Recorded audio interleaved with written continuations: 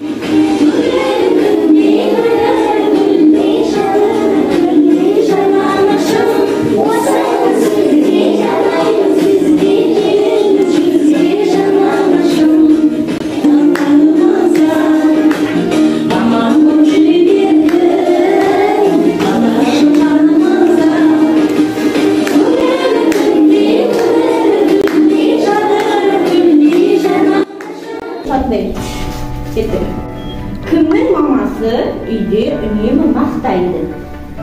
Бір қадам алға басамыз. Жаным жарайсың, ақылдым деген сөзді кім айтады? Кімнің мамасы айтады? Біреу деп қана. Қарамаймыз. Сіздер қарамайсыздар. Келесі. Кімнің мамасы тентек болғанда ұрсады?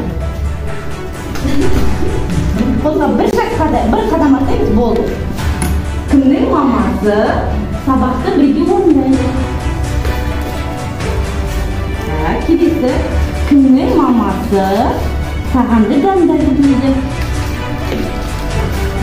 Арғай, кімнің мамасы бірдеңе бүлдіргенде қатты ұрсады?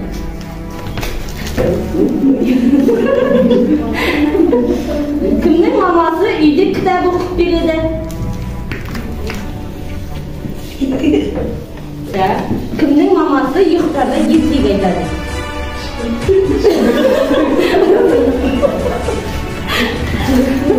Қозғалмаймыз.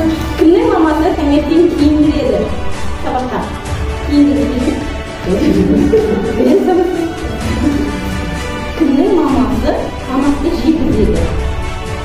Өздерді асты жеңгені ма? Кімнің мамасы қасына жатып ұйықтайды? Кім мамасы қасына ұйықтайды?